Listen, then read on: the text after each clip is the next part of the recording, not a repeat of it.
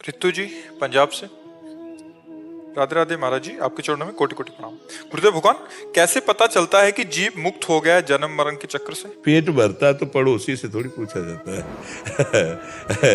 पेट भरता है तो कोई पड़ोसी थोड़ी आके बताता है कि भैया आपका पेट भर गया, रुक गया। वो ऐसे चिल्लाने लगेगा, आप चाहे जितना मिष्ठान या परसो वैसे नहीं, बस नहीं रे, बस नहीं, जाहि न चाही कबो कछु, तुम सन सहज सदे, बसो निरंतर तासुर सो रावर निजगे।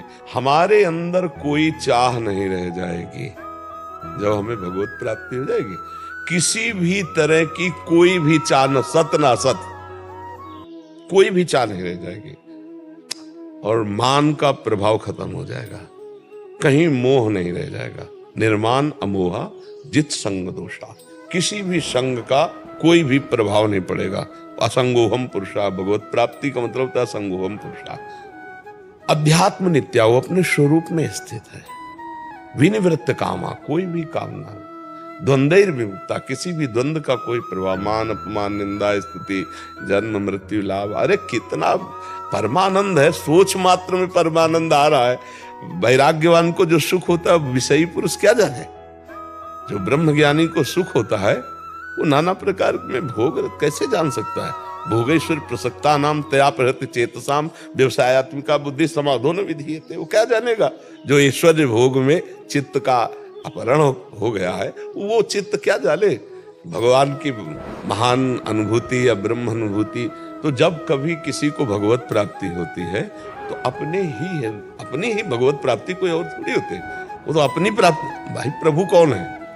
देखो, मैं को ब्रह्म बोलो या मैं को श्री कृष्ण बोलो, मैं था, मैं ही रहूंगा, मैं ही मैं हूं। आप बोलो मैं ही मैं हूं, वही मैं है। अब उसे आगे कुछ भी लगाओगे, आप आगे कुछ भी लगाओगे फंस जाओगे।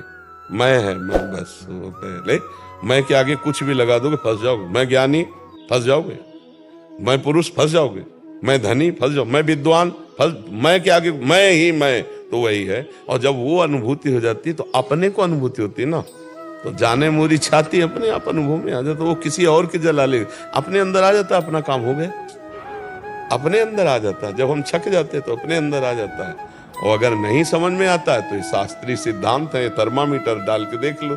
निर्माण मोहा जित संग दोषा, अध्यात्म नित्या विनिवृत्त कामा, द्वंद्व विमुक्ता, सुख दुख संगई गच्छन्त मूढ़ा। ये परम पद में, अव्यय पद में स्थित महापुरुष के लक्षण होते हैं। भगवत प्राप्ति का मतलब यही है, इससे देख लो। अगर ये लक्षण है तो आपके अंदर भगवत प्राप्ति जागृत हो गई, अर्थात आप स्वरूप बोधवान हो गए या भगवत दर्शन कर लिए।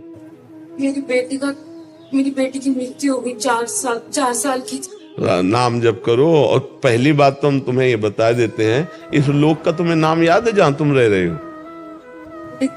तो फिर शोक क्या करना, मरना तो सबको है। तुमको भी मरना है, हमको भी मरना है, बच्चे को भी मरना है, जवान को भी मरना है, गर्भस्थ को भी मरना है, गर्भ में स्थित को भी मरना तो है ही ना। अविनाशी जो उसे कोई मार नहीं सकता, उससे तुम्हारा परिचय नहीं है। और विनाशी जो है तो आप समझ लो फिर इसका नाम मृत्यु लोक है। कसाई वाड़े में हर पशु कटेगा, आज ले तो कल कटेगा, पक्का समझो। हम सब काल के कसाई वाड़े में शरीरधारी है और मृत्यु गड़ा सा चलेगा। अब वो क्या रूप रखती है? एक्सीडेंट, बीमारी, ये दिल फेल हो जाना, दुनिया के नौटंकी वो रचेगी, पर होना सबकी मृत्यु है शरीर की। इसलिए शोक करने का तो विषय नहीं, काम बना लो। उसके शोक में अपना समय नष्ट मत करो। वो जीव अपने कर्म के अनुसार उतने ही समय के लिए आया, तुम्हारे रोके नहीं रुकेगा। इसलिए नाम जप करो, भगवान का आश्रय ले लो, तुम अपना मंगल सोचो। और अगर अपनी पुत्री का मंगल चाहती हो तो नाम जप करके उसको दो तो पहुंच जाएगा, उसका कल्याण हो जाएगा। जी महाराज जी कुछ कहला थे? स्वामी जी, वो जो आपने कहा ना कि अट्रैक्शन, वो जो नित्य पूजा या कुछ उपासना करते हैं, जैसे एक फिजिकल ये होता है ना आकर्षण, वो क्यों नहीं बन पाता है? वो उसके लिए कुछ प्रभु के लिए हमारा आकर्षण, प्रभु के लिए आकर्षण, क्योंकि प्रभु के समान अभी हमारे हृदय में बहुत चीजें हैं, या प्रभु से बढ़कर बहुत चीजें हैं, इसलिए आकर्षण नहीं हो पा रहा। आप देख लीजिए, जैसे हमारे हृदय में प्रभु के प्रति अपनापन है और नंबर 1 स्थिति पे, नंबर 1 पे है, तो किसी भी स्थिति में कोई भी संसर्ग चाहे वस्तु, व्यक्ति, स्थान, घटना, परिस्थिति, प्रभु का विस्मरण नहीं होने देगा। लेकिन प्रभु हमारे नंबर 1 में नहीं है, सेकेंडरी में और भी नीचे है। अच्छा भोजन मिल जाए तो भूल जाएंगे प्रभु को। आप देख लीजिए, पर जगत के प्रति महत्व बुद्धि अभी भी है। प्रभु के प्रति जो हमारी नंबर 1 की महत्व बुद्धि होनी चाहिए, वो ना होने के कारण आकर्षण ये हमें प्रभु से संसार का विलग कर देता है। इसकी कसौटी है, किसी भी वस्तु, व्यक्ति, स्थान के मिलने पर यदि हमारा प्रभु का विस्मरण हो जाता है तो वो वस्तु, व्यक्ति, स्थान प्रभु से भी बढ़कर हमारे लिए है। कैसे विस्मरण हो गया, कैसे विस्मरण हो गया? तद विस्मरणेन परम व्याकुलते थे। हमारे अंदर वो नहीं है। हम बात करने में, हंसने में, नाना प्रकार के खान पान व्यवहार में, मित्र में, मान प्रतिष्ठा के कार्यों में प्रभु का विस्मरण हो ही जाता है। अगर हो ही जाता है तो कसौटी में हम फेल हैं, प्रभु अभी नंबर 1 पे नहीं। और जिस दिन प्रभु नंबर 1 पे आ गए तो आपसे सच्ची कहते हैं, उठते बैठते चलते फिरते खाते पीते दिमाग में वही है, क्योंकि किसी का मात तो नहीं रह गया। नहीं खान पान ते भावे है, नहीं कोमल वसन सुहावे है, सब विषय लगे ते खारा है, हरियासिक का मग्नारा है।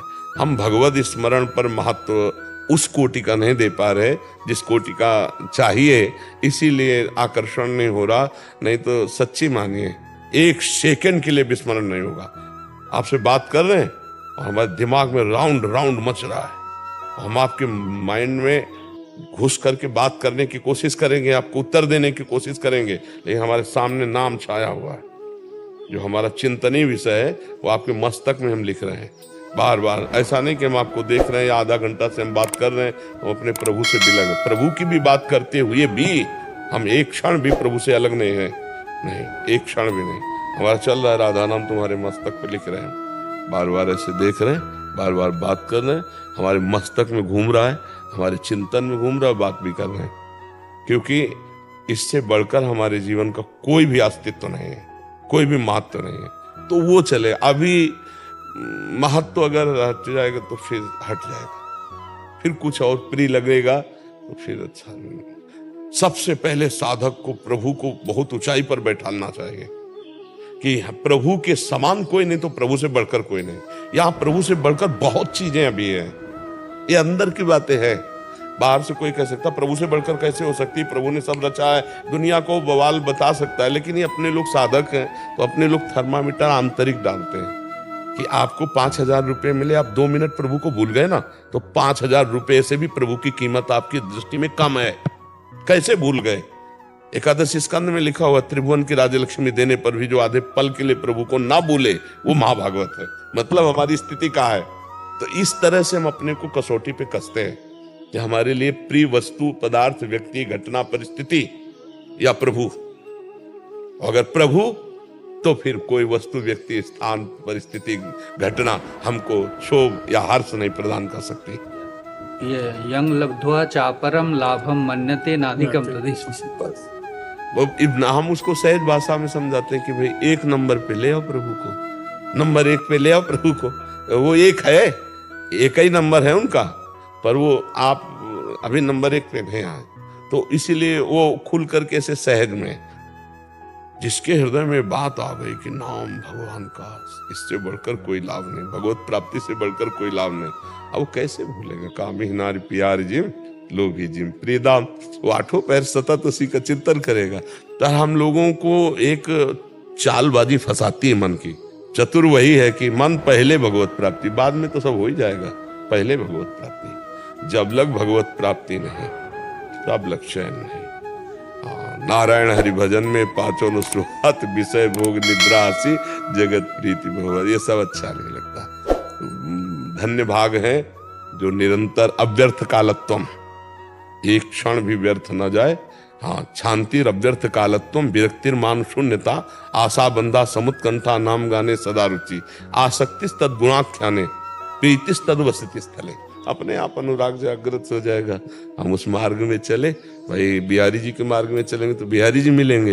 अब चले ऐसी छठी करा तो बिहारी जी कभी नहीं मिलेंगे प्रगट में, हमें इधर जाना होगा। तो हमें दिशा चयन करनी है, हमें वही गति से चलना है जिसमें हमारे महापुरुष चले हैं, जिस रीति से, जिस श्रवण कथन मनन चिंतन और आठों पहर अपने प्रभु का, तो फिर प्रभु समा जाते हैं दिमाग में। वही बोलो, वही सुनो, वही चिंतन करो, तो वही नहीं आ जाएगा। अब थोड़ी देर तो चिंतन मनन एक नियमावली के अनुसार किया गया और कथा वार्ता किया गया मान सम्मान के लिए, तो फिर भोग विलासिता में बुद्धि फंस जाती, भगवान की प्रीता नहीं जाकर।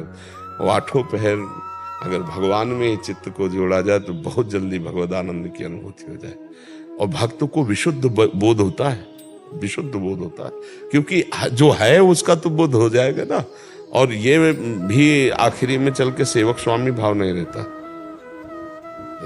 आखिरी जब आता है ना बिल्कुल एकदम पूर्णता, तो उसमें ब्रह्म नहीं, माया नहीं, नहीं जीव नहीं काल, अपनी उसु दिना रहे, एक रहे हो नंदलाल। वो जैसे बोले कहते शिवोहम तो कृष्णोहम, वो मैं खो गया वही रह गया। सवाल हल होने पर एक ही बचना चाहिए, जब तक एक नहीं बचेगा सही सवाल नहीं है, कोई हासिल छूट गया आपका, एक बचना चाहिए शेष पूरा सवाल हल होने पर, क्योंकि सवाल शुरू हुआ था एक से, एको हम बहुश्यामा। अब हमें बहुश्यामा से एको हम में आना ही है, तभी सवाल हल होगा, चाहे भक्ति से आओ, चाहे ज्ञान से आओ, चाहे जिस मार्ग से आओ। एक वासुदेवा स्वरमित समात्मा एको ब्रह्म द्वितीयो नास्ति। देखो गोस्वामी जी आ गए, जड़ चेतन जग जीव जत सकल राम, सवाल हल हुआ, ले हल हुआ, एक आ गया।